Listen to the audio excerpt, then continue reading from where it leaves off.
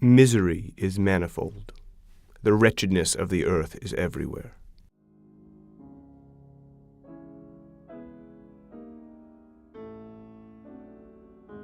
I have heard that evil is merely a consequence of good. Joy is born from sorrow. Either the memory of past bliss is today's anguish, or our agonies have their origins in ecstasies that might have been. My name is Aegeus. That of my family I will not mention. Our line has been called a race of visionaries. In the very peculiar nature of the contents of our family library, there is more than sufficient evidence to warrant the belief. The recollections of my earliest years are connected with that chamber and with its volumes. I recall forms, flying eyes, sounds, musical but sad. Memories like shadows, vague, indefinite, unending.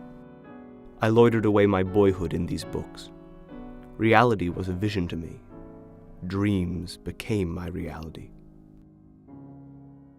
Berenice and I were cousins. We grew up together. But we grew differently. I, unhealthy, buried in my gloom. She was agile, graceful, overflowing with life. I lived in my own heart. She roamed carelessly through life with no thought of the shadows in her path. Berenice, my beautiful Berenice. But I saw sickness fall on her, even as I gazed on her. Change swept over her, pervading her mind, her habits, her character, her whole self. The destroyer came and went. She was no longer my Berenice. And even as she withered, my own disease grew rapidly upon me, assuming finally an obsessive character. This monomania, if I must so term it, consisted of a kind of morbid attentiveness. I know you can't understand. I cannot convey an adequate idea of the intensity.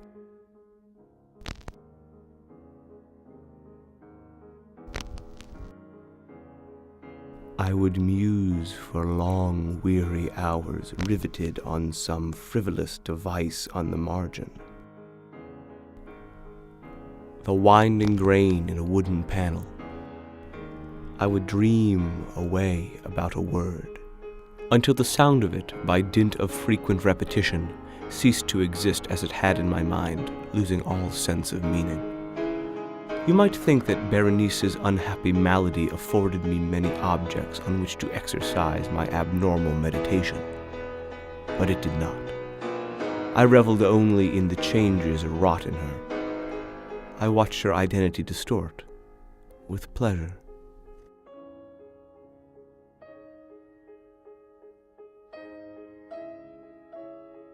Some days, the brightest days of her beauty, I had not loved her. Not the living, breathing Berenice, but a dream. A thing not to love, but to analyze.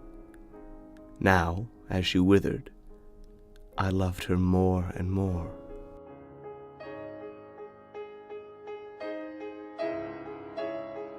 In an evil moment, I spoke to her of marriage.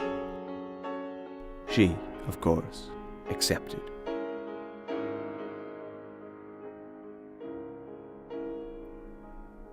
As our wedding neared, I was more lost in thought. One afternoon, in winter, one of those unseasonably warm, calm, misty days, I sat in the library.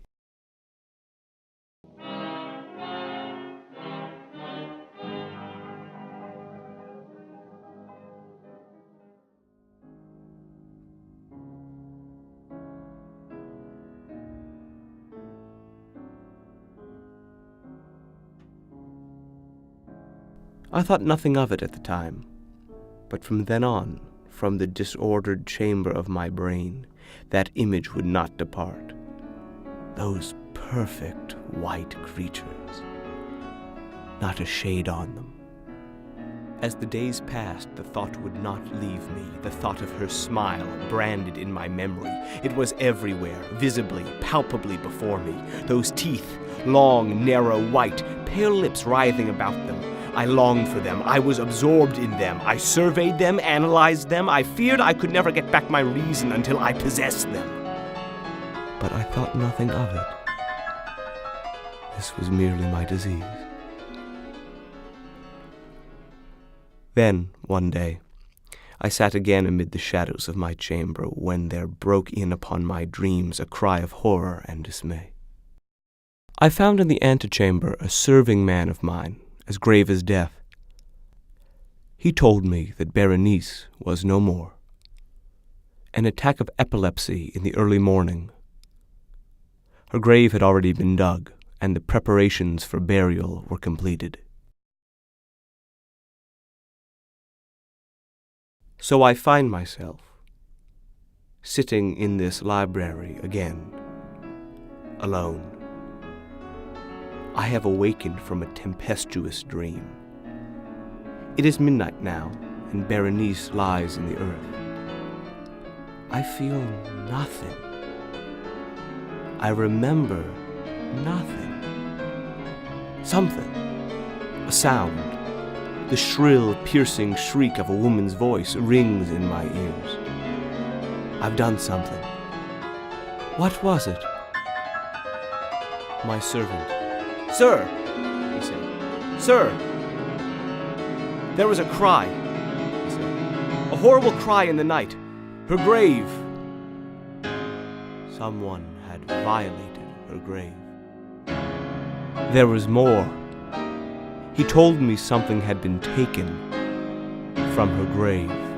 "Sir," he said.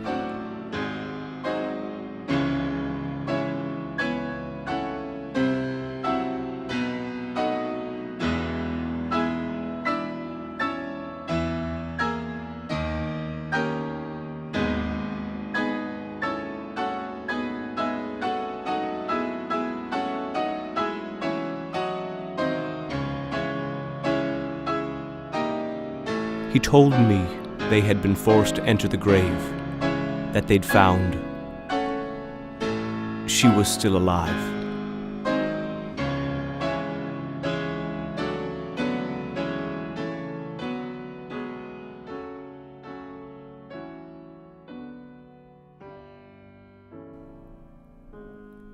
Misery is manifold. The wretchedness of the earth is everywhere.